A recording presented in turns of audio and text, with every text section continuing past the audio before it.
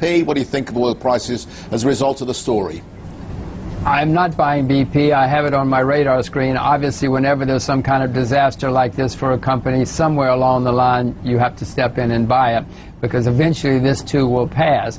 As far as oil prices, needless to say, this just makes the long-term outlook for oil that much better, because there are going to be more restrictions on drilling for oil in the U.S. and perhaps in other countries, and with less drilling or more restricted drilling, that's less oil, and less oil means higher prices. What price does BP have to get to, Jim, before you'd venture in?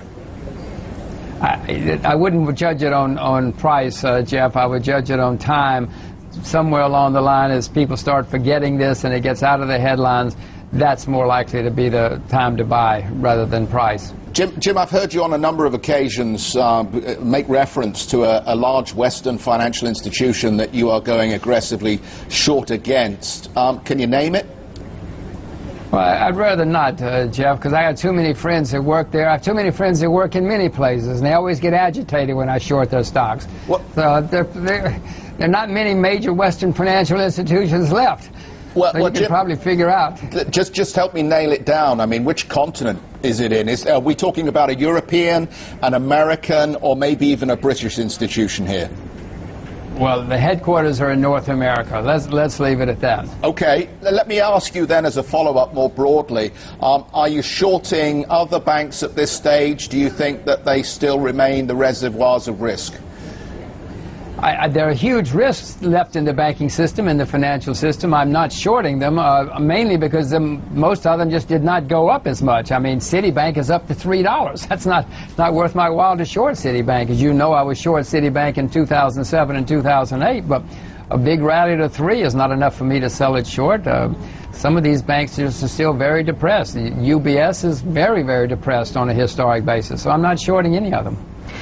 Jim, are you watching with interest what's developing on Capitol Hill in relation to the banking sector then? It looks as if we're going to hear more this week about the details and how they get together these two versions of the financial regulation bill. What implications is it having for you, do you think?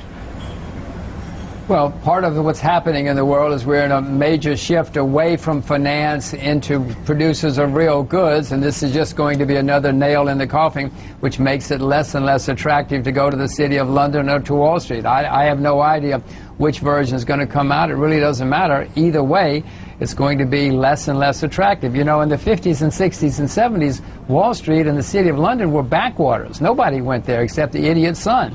That's why I went in those days.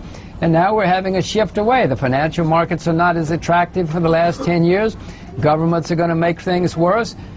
You should become a farmer. You should go into the producer, become a miner. Go into the producers of real goods. That's who's going to be important and powerful in the next decade or two. Jim, let me ask you about timing here. You know, people are concerned, I think, about a slowdown in China. You yourself have said you're shorting some of those emerging markets. The developing world is, what, 45% exposed in terms of the total economy, in effect, and its gearing to the export market to the developed world.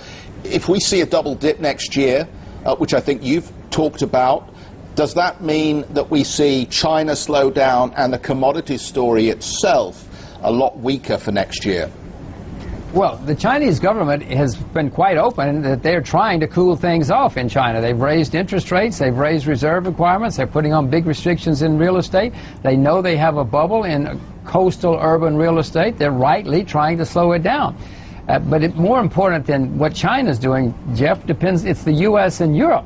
The U.S. and Europe are 10 times the size of the Chinese economy, and if we slow down, the West slows down, that's going to affect everybody, including China.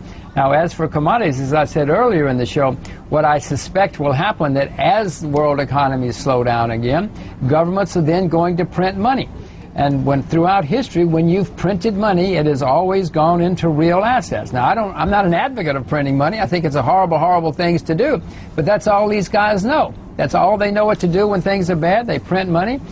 So I'd rather be short stocks and long commodities in that kind of environment over the next few years. So, Jim, we've had emails asking if you'd buy mining stocks, particularly Australian mining stocks, as a proxy to the commodity trade. I'm guessing, though, no, if you don't like equities at all.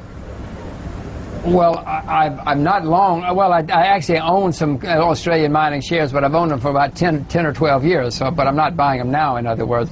I know I'd rather buy the commodities themselves, because in the kind of environment which may come up, politicians are going to attack everybody, especially financial markets, and it's better to own the real stuff, especially if they're printing money. And unless you're very, very good at stock picking, you should own the commodities themselves. Always a pleasure catching up with you, Jim. Thanks so much for that. Jim Rogers, chairman of Rogers Holdings.